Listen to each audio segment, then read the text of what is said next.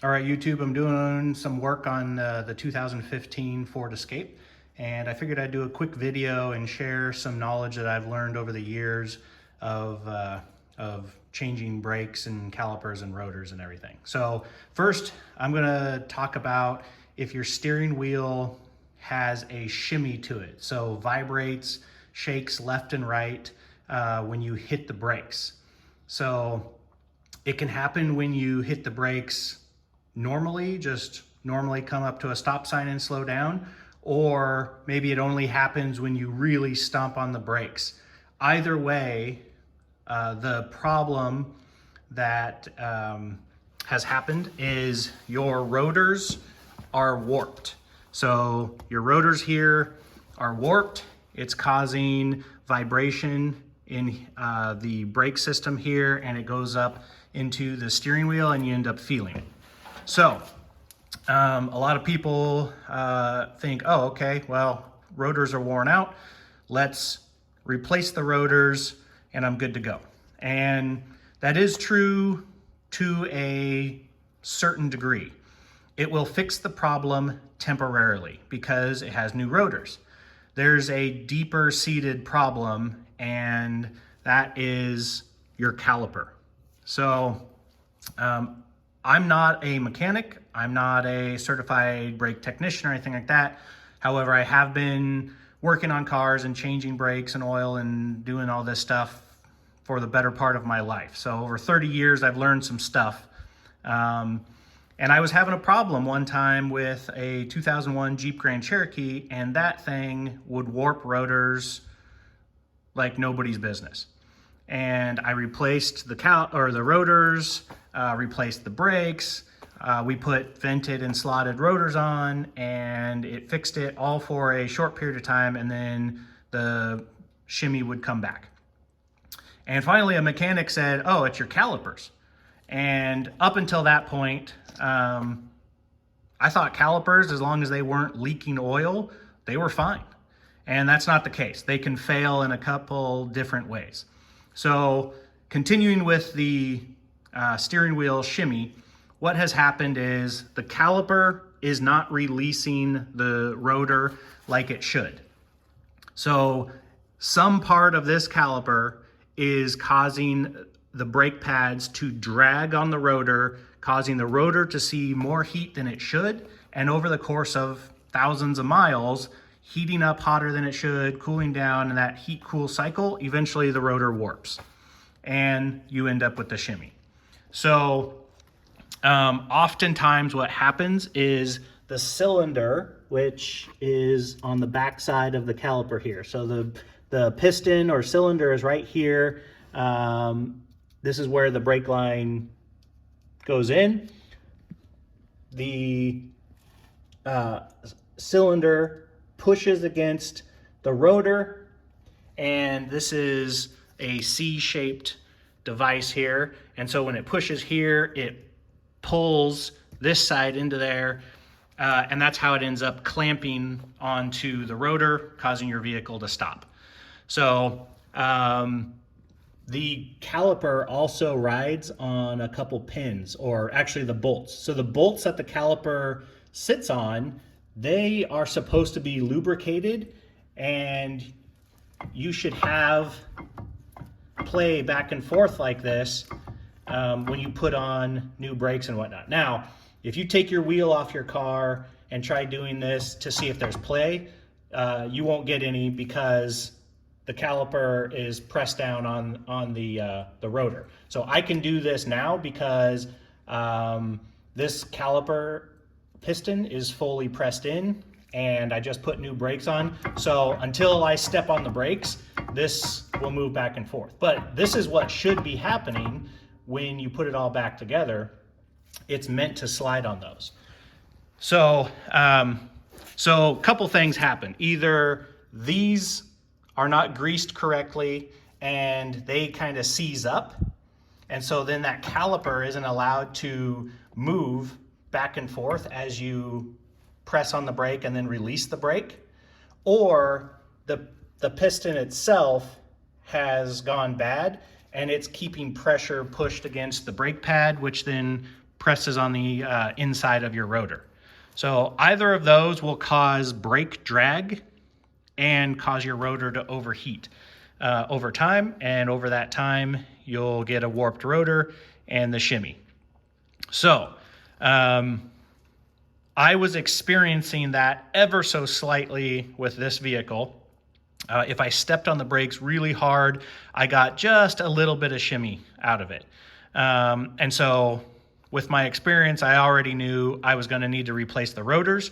It also meant that my caliper was bad, and I was going to need to replace the caliper. Hence, that's what I'm doing here.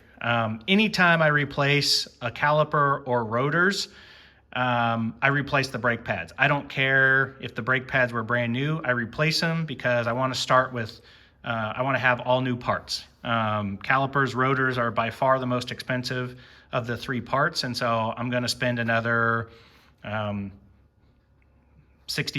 on brake pads and just put them on. So the other thing is when you take these off, if you're doing a brake job, when you take off the brake pads, look at the old brake pads. They should be wearing fairly evenly from side to side and all that.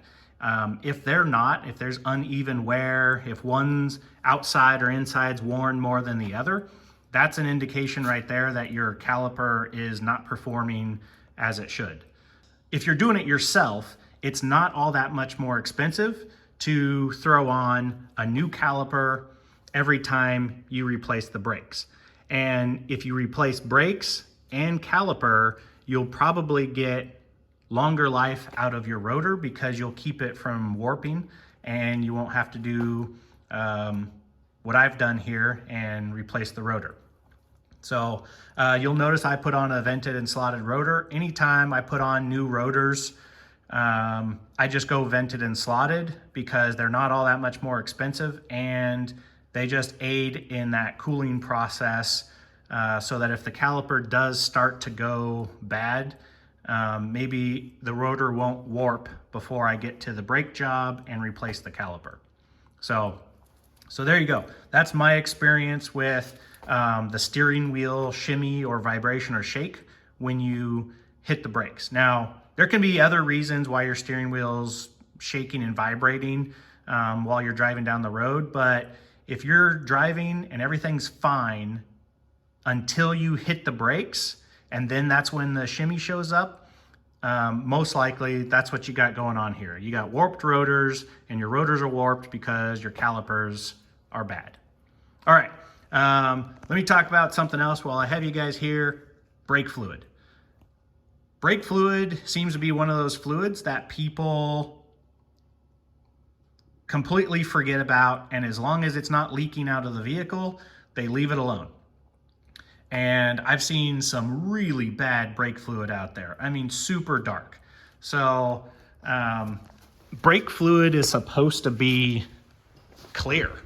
So I have already bled this reservoir out or replaced this fluid, and I'm in the process of bleeding it out of all the lines.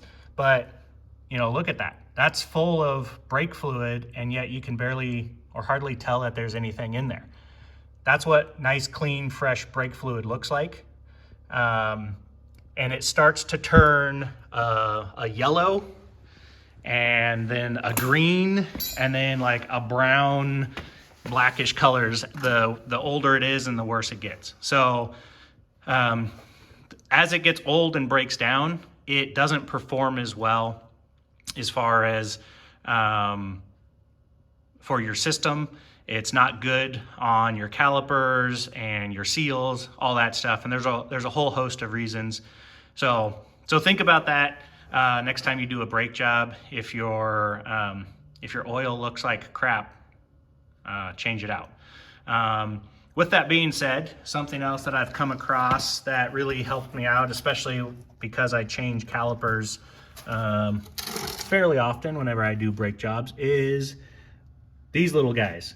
So this is just a little clamp. There's different sizes of them for different size lines, but this allows me to take off the brake line off the caliper and then plug it. so all my fluid doesn't just run out.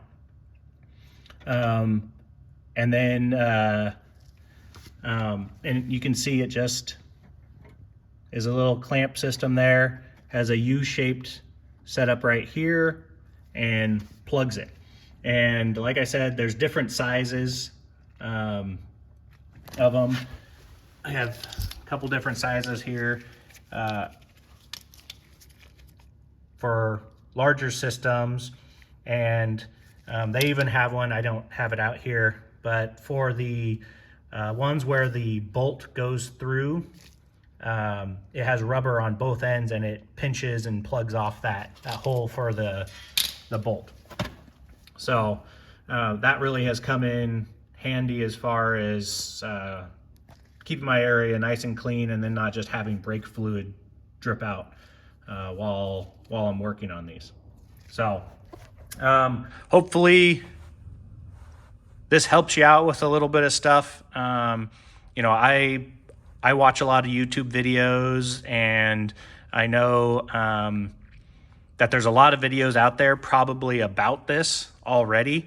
And if you're anything like me, if you're investigating something, you watch 10 videos to try to figure out, okay, what's the general consensus out there? And so that's why I'm putting this one out. This is what I've found works for me. And, you know, like I said, a mechanic passed that knowledge on to me a while ago about the calipers and the rotors warping. And it hasn't led me astray since. Anytime I've had a vehicle that felt like it started having that shimmy, as soon as I replace the rotors, calipers, brakes, I'm good to go for years and years and years. So anyway, there you go, and hope this helps you guys out. Take care.